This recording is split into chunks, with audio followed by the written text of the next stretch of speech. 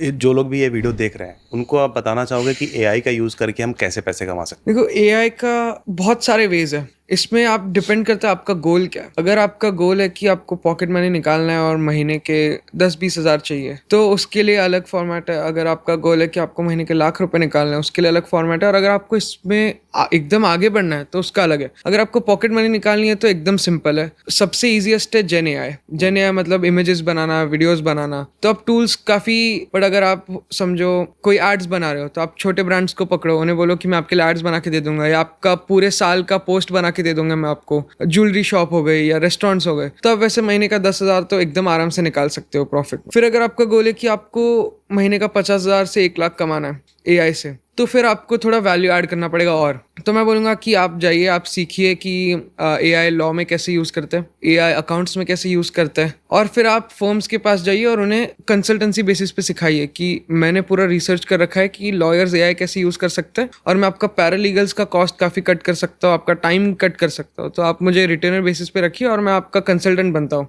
और अगर आपको इसमें करियर बनाना है तो उसका पूरा अलग है। तो इसमें आपको एक नीश पकड़ के उसमें एकदम डीप जाना पड़ेगा। समझो आपको क्रिएटिव इंडस्ट्री में करियर बनाना है तो आपको उसमें पकड़ के एकदम डीप जाना पड़ेगा एआई टूल्स में, और थोड़ा टाइम देना पड़ेगा। एआई की जब बात आती है तो प्रॉम्प्ट्स की बात आती है। जितना बढ़िया प्रॉम्प्ट्स होंगे उतने अच्छे रिजल्ट्स आएंगे, है ना? Correct. अच्छा प्रॉम्प्ट्स कैसे हम लिखे, कैसे सीखेंगे? अच्छा प्रॉम्प्ट्स मतलब कुछ काफ़ी इंपॉर्टेंट टिप्स है।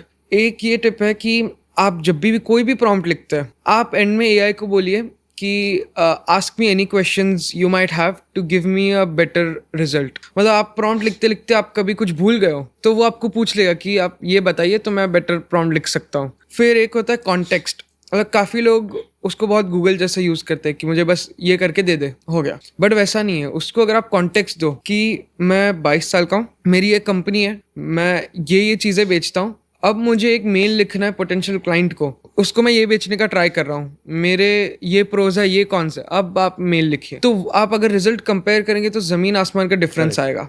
तो ये 2 टिप काफी इंपॉर्टेंट है। मतलब आप कॉन्टेक्स्ट दीजिए उसको और आप पूछ लीजिए कि मैं कुछ अगर मिस कर रहा हूँ तो मुझे बताइए, वो मैं फिक्स कर देता हूँ। ये 2 से आपका प्रॉम्प्टिंग मतलब 50% बेटर हो जाएगा सीधा। तो अब जैसे कोई भी टूल हम यूज कर रहे हैं, लॉन्ग टर्म से यूज कर रहे हैं, तो उसको तो पता ही है कि मेरी एज क्या है, मैं करता क्या हूँ, तो बार बार मुझे ऐसे प्रॉम्प्ट्स देने होंगे। अगर आपका पेड टूल है तो आपको बार बार देने की जरूरत नहीं है। बट अगर आपका फ्री मॉडल है तो आपको बार बार देना पड़ेगा।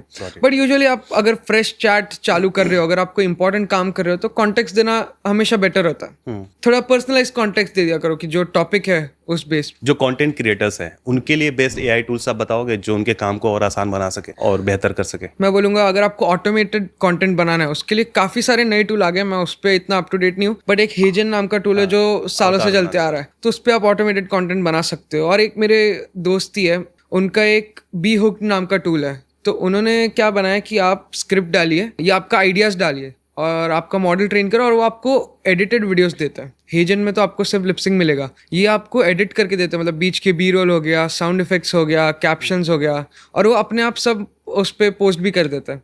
तो ये आप चेक कर सकते हैं।